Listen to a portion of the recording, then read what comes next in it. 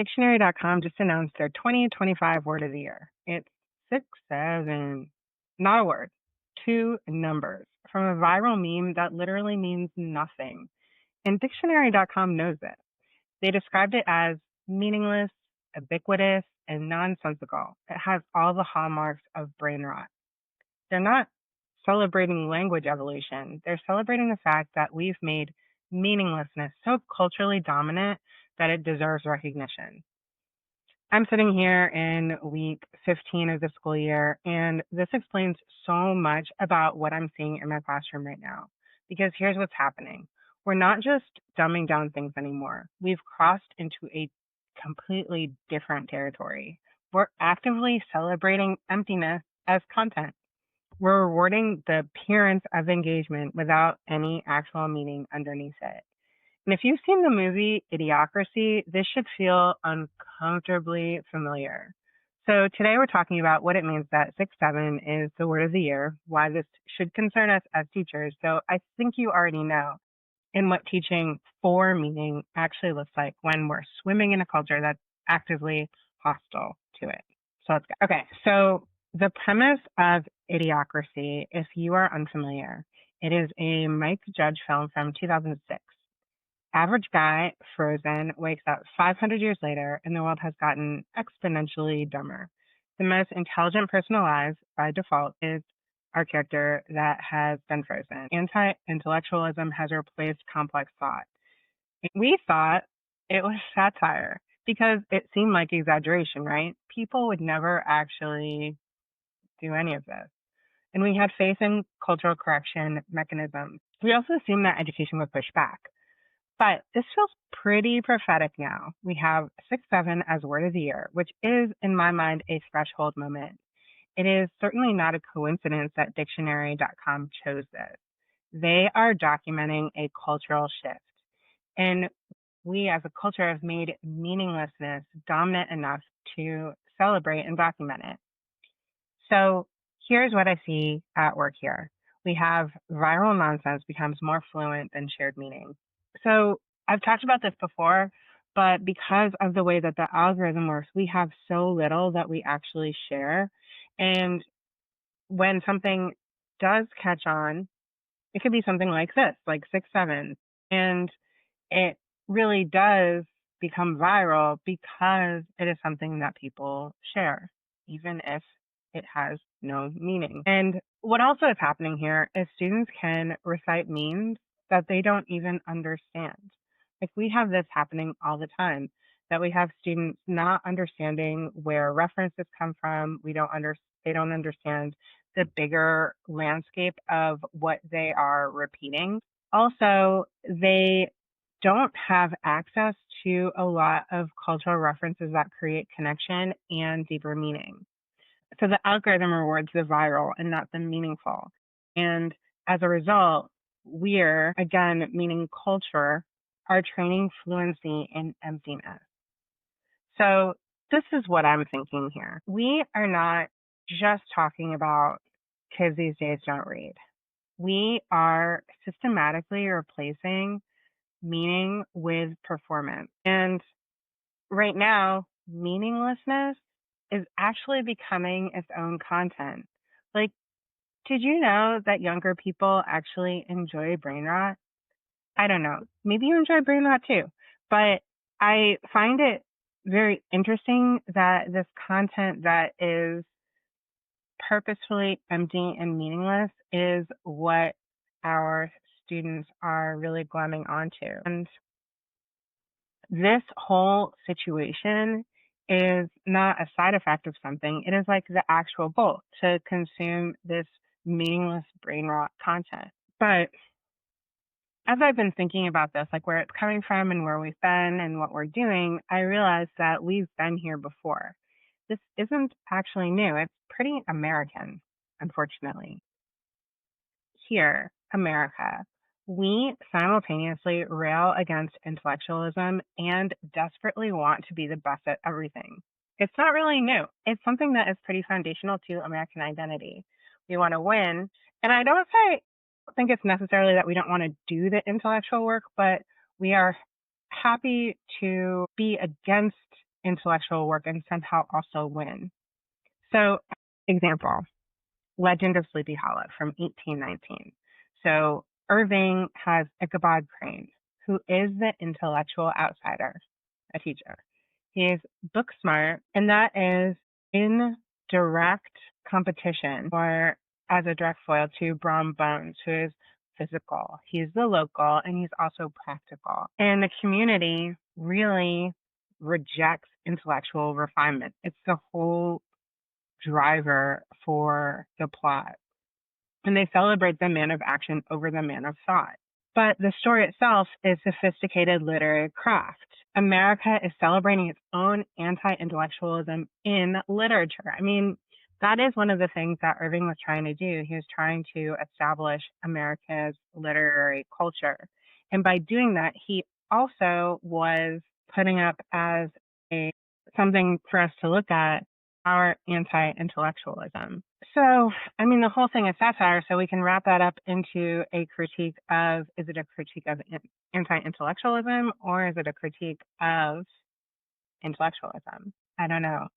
My initial read was the critique of intellectualism, but in a satirical lens, maybe he's trying to do both at the same time.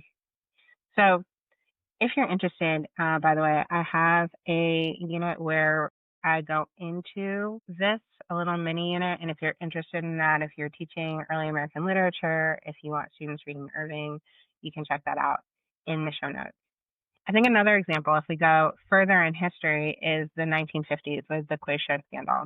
America has been obsessed with being the smartest nation. And in the 1950s, we can bring in that Cold War context. We had quiz shows as something that was the content that people were tuning into each day. I think that it's an interesting idea to just think about what we mean by knowledge and learning and how it relates to these quiz shows and their popularity, because it's really like encyclopedic knowledge, right? The Encyclopedia Britannica was actually the sponsor of the show 21.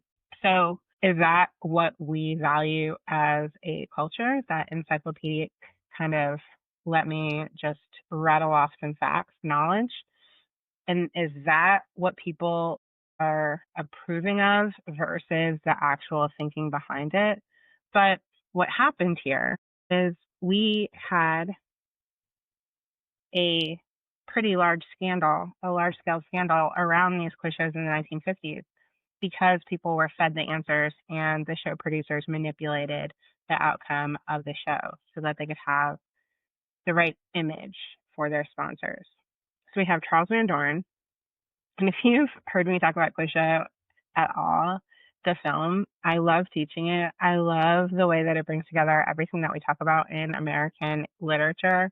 I think it's a really good film to teach at any point in high school and late middle school. I think it would even work because you can talk about what it means to cheat, what it means to learn, what it means to demonstrate learning, what is like real versus false learning. We could bring in an AI conversation. I just love it.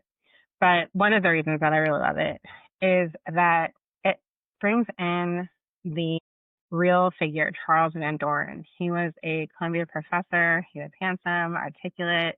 He was the perfect image of an intellectual. He was what the producers wanted to put up as the winner. They rigged it so that he continued to win week after week. It was all theater, rigged for entertainment. The film actually suggests that he would have been able to do pretty well had he done it authentically, but they wanted it to appear brilliant without the actual rigor. And I think that's the problem here. And I think it's more interesting because Charles Van Doren actually could have done quite well had he not gotten the answers and been part of this rigged performance. I think what this scandal reveals is that we value that performance over the substance as a culture.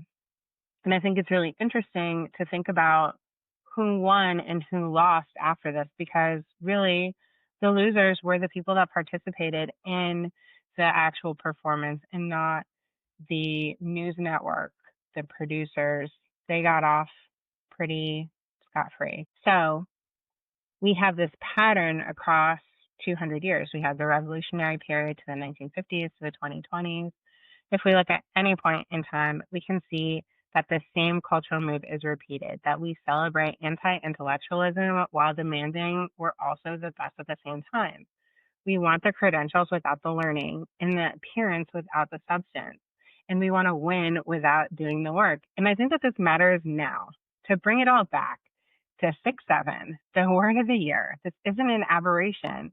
It is only the latest iteration of Americans' cultural DNA. And we've almost been training for this moment. But I think the problem at this point that's different is we have the technology that enables it at scale, and AI is an accelerant to this. I'm not saying it's the cause, but I do think it's an accelerant to this little bit of American culture. And the problem is not that it's kids these days, in a way, it's about American culture delivering on its promises, like what we have put up all the time, because we've always valued performance over substance. And now we've just made it easier to do. And our students are responding exactly as we taught them. Okay, so I guess as I'm saying this all, this is not everyone, of course, but it is something that is in the fabric of our culture. And we see this playing out in the classroom right now, not just in our TikTok brainrot. We see it in cultural conditioning coming home to roost.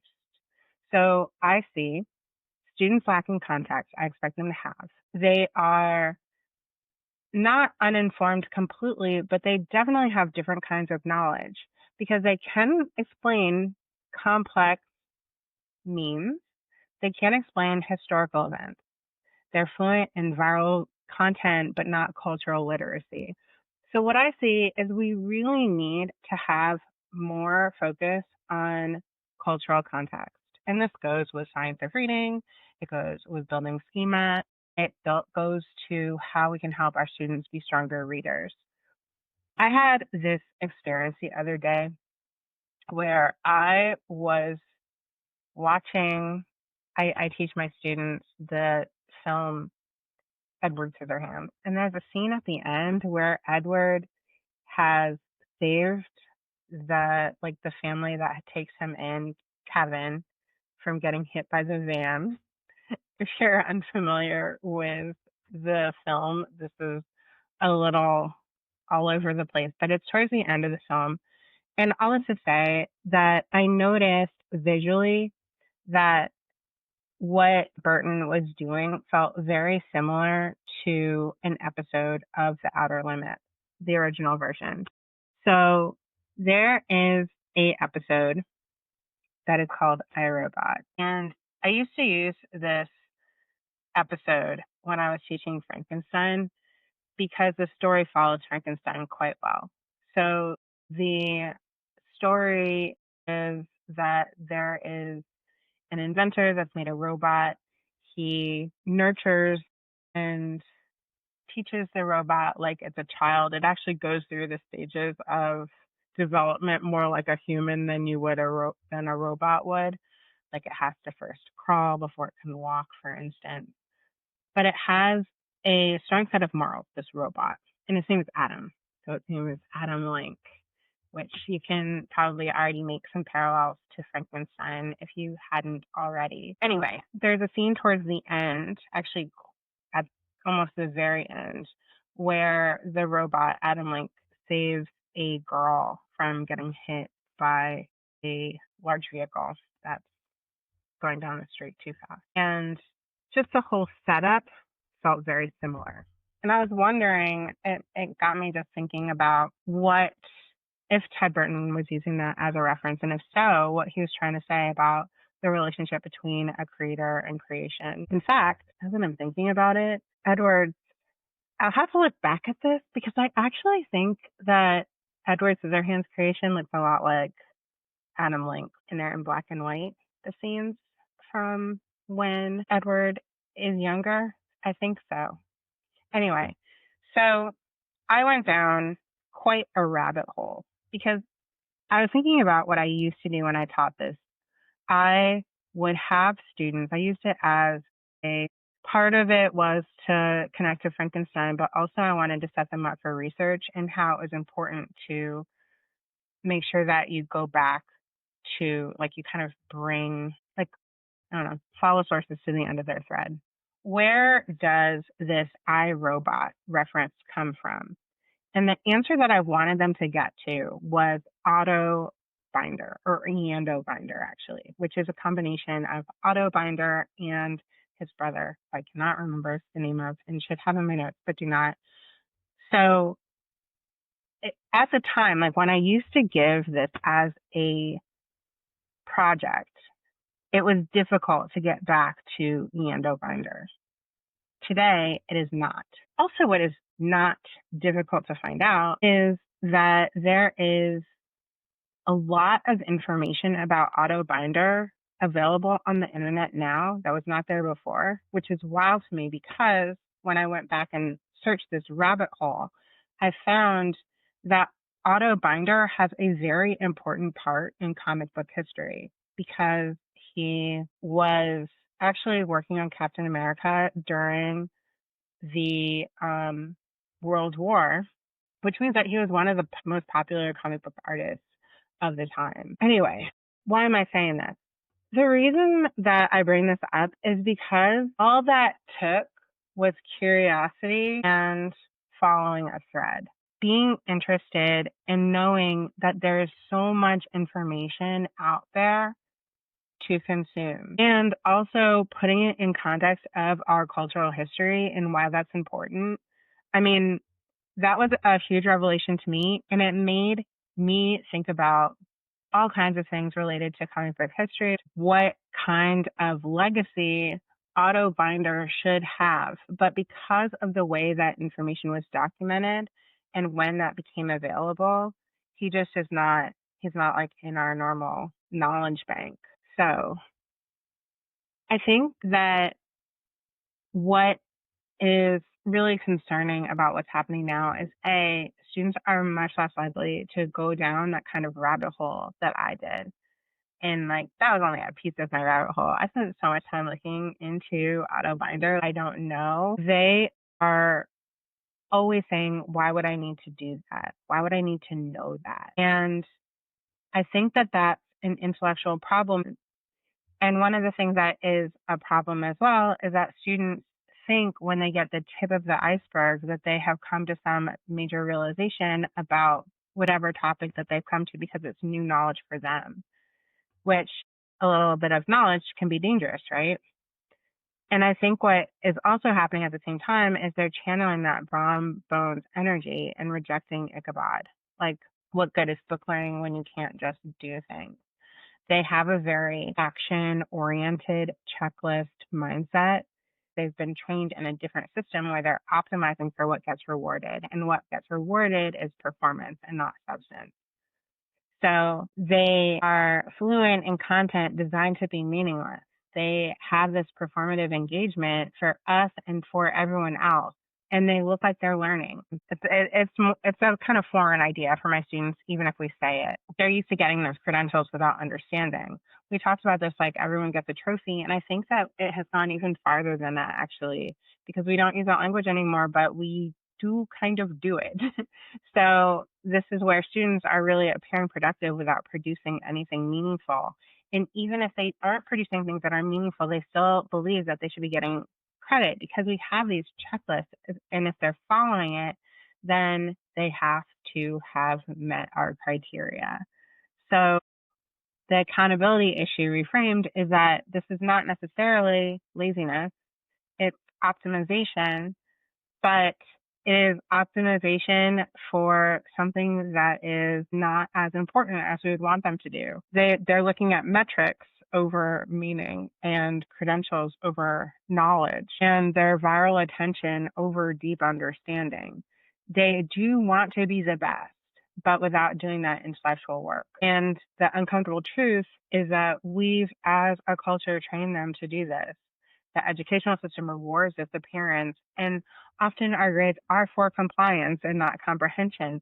And it's frustrating being in this conversation. We've been talking about this for years, But here we are, still in the same place. We have students that are getting into college and getting those empty degrees because they do not understand the value of education, and they're going through all these shortcuts and getting a diploma that is empty. They're using these check boxes and not thinking deeply about the purpose behind them. And I think this is really culturally coherent behavior. They're not doing this out of rebellion. But when the dictionary names 6-7 word of the year, they're not just documenting TikTok culture. They're documenting what American culture has been building toward for centuries. What do we do now, right? I have 5 teaching strategies that I think resist this idiocracy timeline that we're on. So the core principle is that we are looking at almost acts of resistance using good teaching practice, looking at how we can resist this anti-intellectualism in the current optimization culture. So each strategy, my intention is that it makes substance matter more than appearance. So here we go. Strategy 1. Teach texts that reveal cultural patterns. So I think that what we need to do is get away from, or maybe in addition to, we can think about teaching classics as great work, but it's important that we reveal these cultural patterns. So things like Legend of Sleepy Hollow show students American anti-intellectualism from 1819, show them how Brom Bones is rejecting Ichabod and how that pattern plays out through history and today, and connect to their own choices about AI and shortcuts. So helping them understand this isn't dead literature, this is you, this is the pattern. And students can then see themselves in historical cultural DNA. A second strategy is make classroom context essential. So we've always had this problem where if we have assignments that are too generic, they can be answerable with SparkNotes or whatever. This has gotten even more important and has amplified the problem with students being able to put things into ChatGPT or their favorite AI, because then what happens is we can't even track it back, right?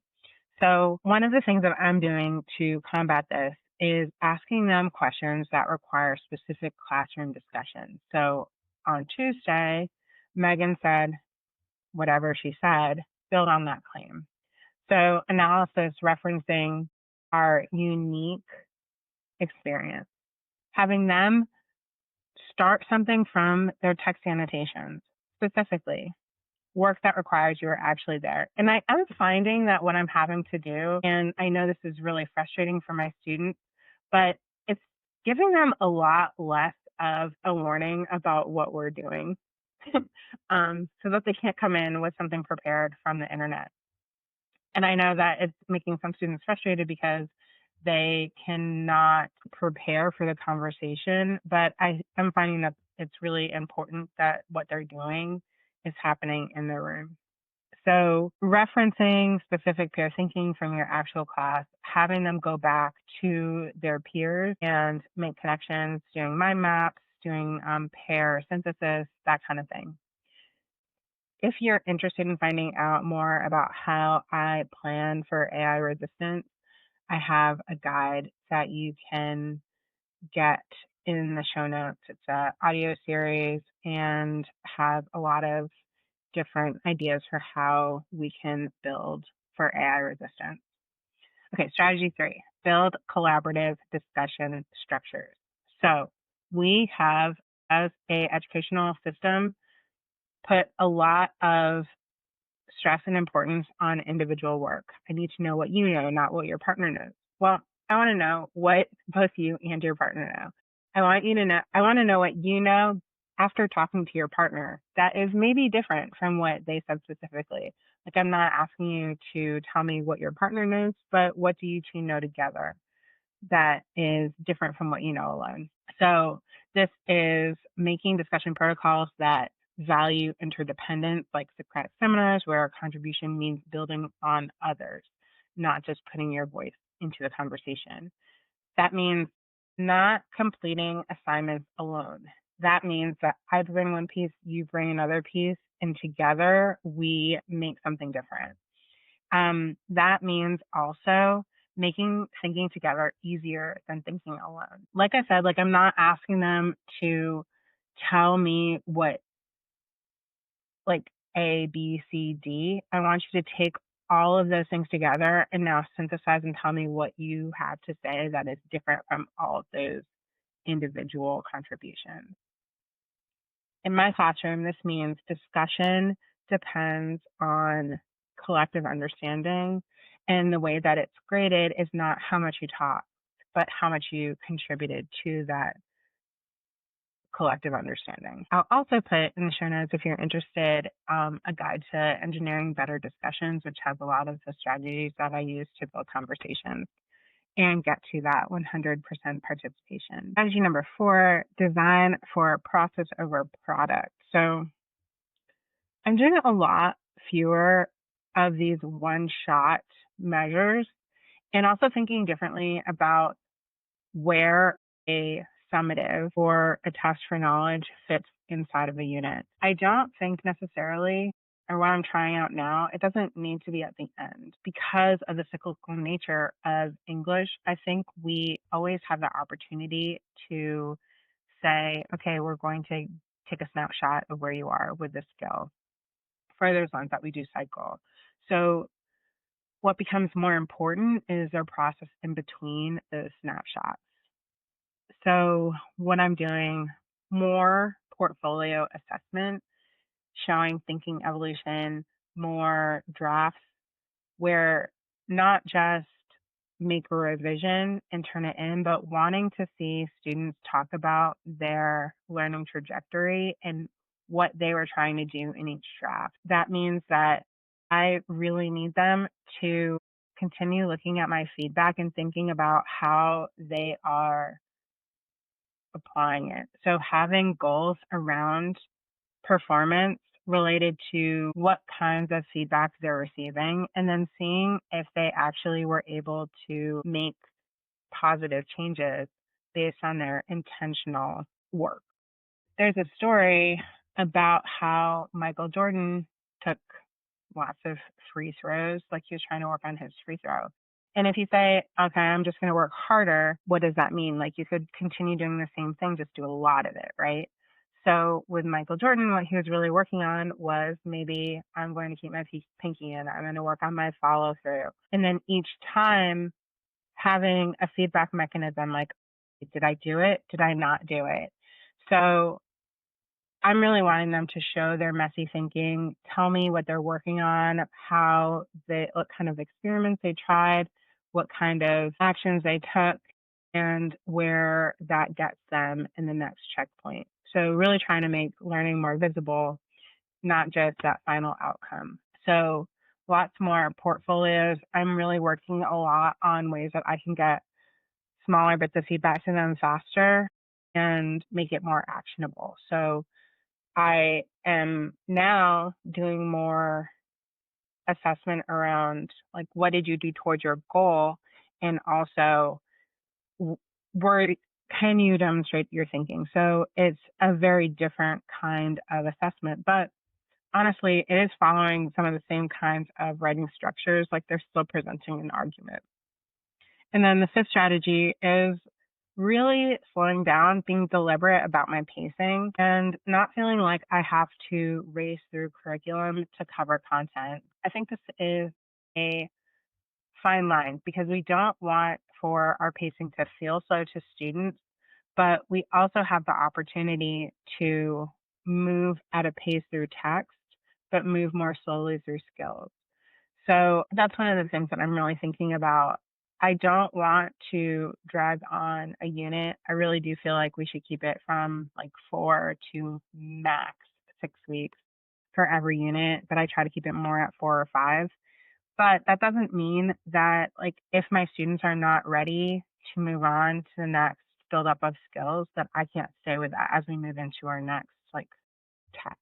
I don't even want to say their units. I'm really thinking a lot about how I'm structuring or how I'm thinking about my idea of what a unit is, and having like considering what is more time limited, like we're going to take that, master it, and build on it, versus what's more spiral, and we're just going to keep coming back to it each time we revisit that kind of skill. So I think that this intentional, deliberate slowdown resists that scroll brain, SCROLL, by requiring sustained attention.